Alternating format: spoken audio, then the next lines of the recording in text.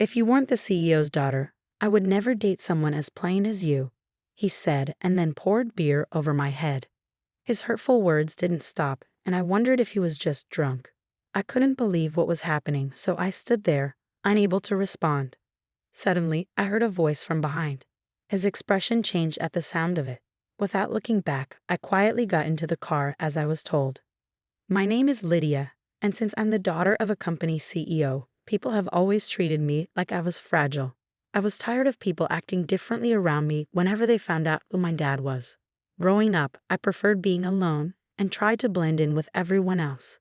But even the friends I made distanced themselves when they learned about my father. I used to hate my dad's job, but when I went to university and started studying business, I began to understand how hard it was for him to keep the company running so well. Hearing my dad talk about his passion for the company made me more interested in it too. One day, my father said, "You've been doing well in school.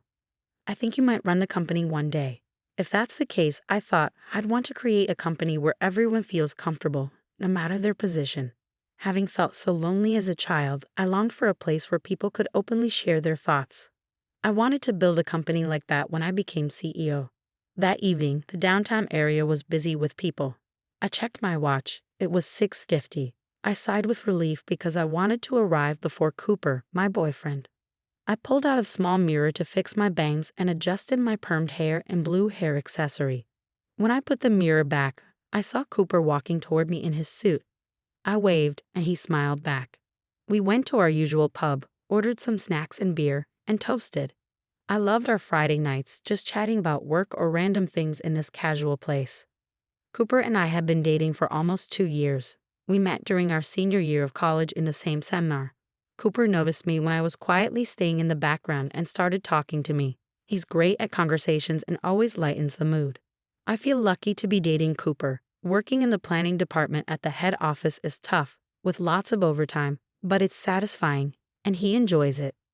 After finishing his drink, Cooper said, "It's tough, but being in the planning department shows they have high expectations of me." "That's amazing, Cooper," I replied.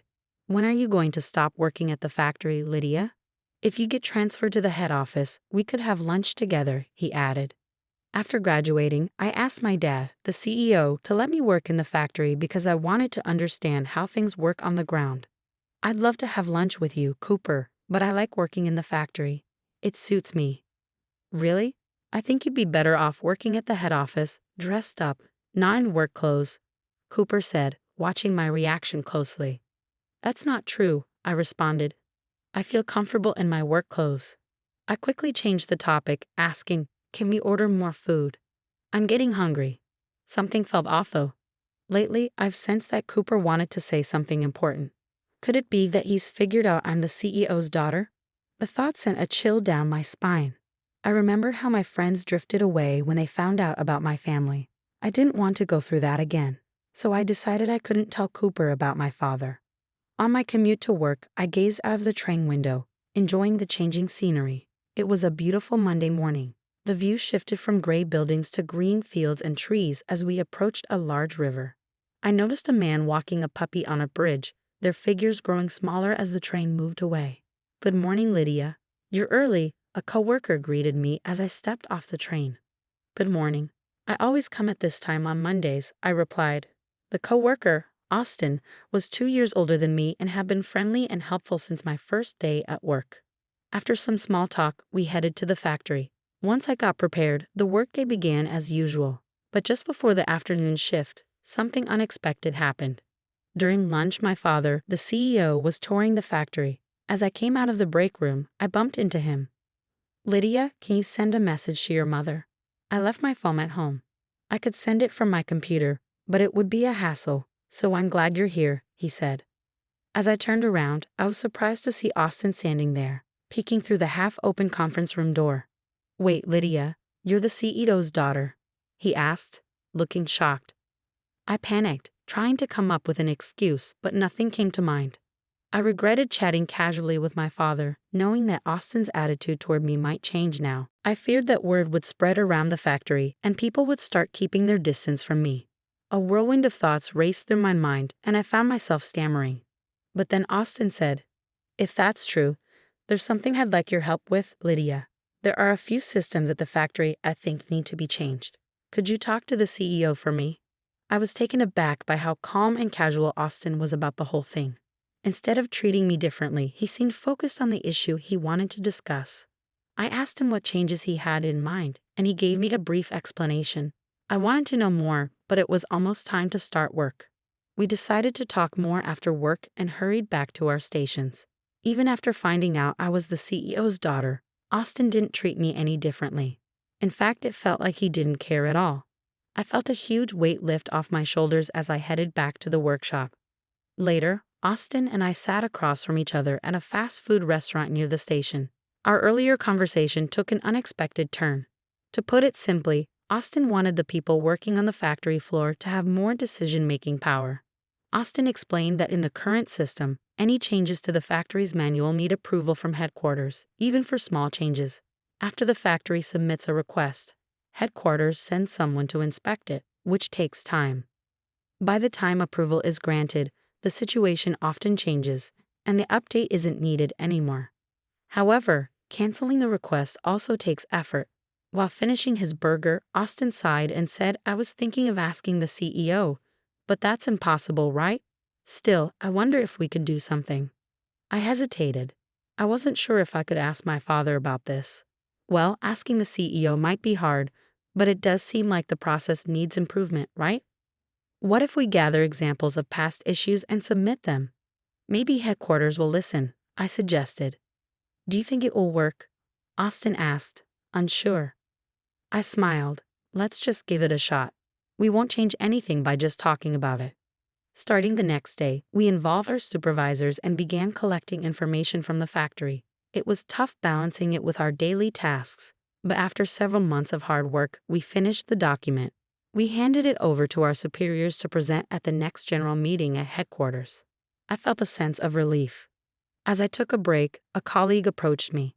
"I heard you finished the document. Nice job. Everyone knows what you've been working on." "Thanks. I hope it brings about some changes," I replied. "You really showed initiative, Lydia. You've got CEO potential," my colleague said with a grin. Surprised, I laughed. "Me, the CEO? No way." A few months later, our supervisor returned from the general meeting and called everyone together. "The authority at the factory has been partially changed," he announced. The employees began murmuring in surprise. I spotted Austin in the crowd, and he gave me a triumphant thumbs up. Though not all our ideas were approved, about half of them were. Everyone congratulated me, and I felt a great sense of accomplishment. Not long after, my father called me to the headquarters. Confused about why, I left work early and went to his office. To my surprise, he praised my recent achievements. He had looked into the situation and found that the changes we suggested had significantly improved the company's numbers. After laughing, he turned serious and said, "Lydia, you've got a natural sense for management. How about you start taking on the role of CEO for real?" When my father asked me to consider becoming the CEO, I felt excited about the idea. I imagined a workplace where employees' voices are heard and improvements are made. If I become CEO, I could make bigger changes to improve things. But I also realized the responsibility would be much heavier. I almost decided to accept, but I asked my father for more time to think about it. That night, I lay in bed, questioning myself, could I really handle this? The next morning, even though I hadn't slept well, I went to my father and told him I wanted to take on the role. I thanked him for trusting me. During lunch, I told Austin about my decision. He was surprised and shouted, "Lydia's going to be the CEO." I told him not to be so loud, but he was really excited. I explained that I'd be transferred to the headquarters soon and that I was nervous about telling everyone the truth, that I was the CEO's daughter. Austin listened patiently as I shared how some friends had distanced themselves when they learned who my father was. I explained how sad it made me and how I used to close myself off because of it. Austin reassured me, saying, "Some people might react differently, but everyone here knows how hard you've worked. I think they trust you." That made me feel better, but I was still worried. On the way home from work, I got a message from Cooper, someone I hadn't seen in a while. I sighed, thinking about how I'd handle telling the truth to everyone. A few weeks later, my transfer date was confirmed. I still hadn't figured out how to break the news, so I wandered into the document room at work. There, I found my old work diary. As I flipped through the pages, memories of my early days came back. How my colleagues had helped me when I didn't know what I was doing, and how someone cheered me up with a can of coffee when I made mistakes. Looking back on those times, I decided that it didn't matter how people would react. I would tell the truth, with gratitude for everything they'd done for me. At the next Monday morning assembly, my boss called on me to speak. Nervously, I stepped forward and told everyone the truth, that I was the CEO's daughter and would be taking over the company. To my surprise, I spoke smoothly, without hesitation. While people seemed shocked at first, Austin shouted, "Congratulations," and soon others joined in. The atmosphere lightened, and I felt relieved. Later, my colleagues invited me out to celebrate. We went to a pub, and the number of people who came made me so happy I almost cried. It felt like I was being accepted. We chatted, laughed, and enjoyed drinks. I was wrapped in a warm feeling of joy. After a while, I decided to head to the restroom to sober up a bit. The pub was packed, and as I walked, I heard a familiar voice. It was hard not to listen. The voice was mocking someone, and before I knew it, I was moving toward the sound, as if I couldn't control my body. I heard one man say, "Everyone in the seminar knew, even though she tried to hide it. If she weren't the CEO's daughter, no one would date such a plain girl." Another added, "She works in a factory. But is she really the CEO's daughter? She dresses so plainly. I'd only be interested if she invited me to her family's mansion." My heart sank as I realized they were talking about me. I couldn't believe what I was hearing from a voice I once loved. Cooper noticed me standing there, and though he was drunk, the anger and resentment in his eyes were unmistakable. I couldn't move. "Do you think you're worth anything?" he sneered. "The only thing you have is being the CEO's daughter." He glared at me but didn't seem to realize I was actually there. He stumbled toward me and with a wobbly hand poured his beer all over me. The cold liquid drenched my hair and face, dripping onto the floor. "What a waste of time being with you. Let's break up. I'm done," Cooper shouted. All I could do was nod. Quietly, with my face wet and dirty, I told my colleagues I was going home. Luckily, they were too drunk to notice or care. As I stepped outside, the cool night air hit my wet hair, making me shiver. I didn't want to ride the train like this, so I reluctantly called for the car my father had given me when I became CEO. The driver was someone I had known since I was a child, and the car felt comforting, something familiar after such a horrible moment. As I was about to leave, Cooper stumbled out of the pub. "You're still here? You look pathetic," he slurred, barely able to stand. My heart ached, but I couldn't handle any more of his cruel words. "Sorry to keep you waiting, CEO," the driver said, arriving just in time. Cooper's eyes widened in shock. "Wait, that was a joke. You should have told me you were becoming CEO." "We can still be together," Cooper begged, desperately trying to convince me. But I felt nothing for him anymore, just a hint of disgust. "The CEO is tired. Please leave," the driver said, closing the door once I was inside. As the car started to move, I broke down in tears. They flowed uncontrollably as I wondered what I had ever seen in Cooper. After crying for a while, I began to feel calmer. I realized that staying with him without ever being fully honest about who I was had been a mistake. That thought lifted a weight off my shoulders. I wiped my tears and stared out the window. The night sky was dotted with stars, and I felt like I was floating, gently carried by the waves of the ocean. I thought of my colleagues at the factory, and then of Austin. Being accepted for who I am was such a relief. Rubbing my swollen eyes, I drifted off to sleep. 1.5 years has passed since I became CEO. Even after transferring to the head office, I visit the factory whenever I feel nostalgic. Today, I'm visiting with some gifts for everyone. "Lydia, you're amazing for saying it's tough but still handling everything so well. I'm impressed," Austin said as I spread out the snacks. "Well, I've had a lot of support," I replied with a smile.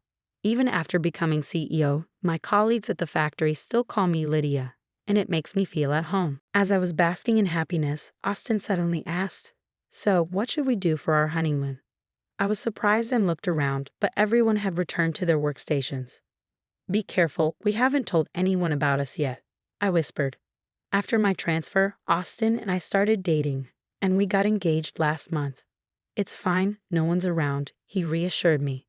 "Where do you want to go? Maybe overseas?" "I want to go to the sea," I blurted out without thinking. "An island sounds nice. I'll look into it," Austin said, laughing. The thought of sitting by the sea with him under the bright sun made my heart flutter, and I couldn't help but smile.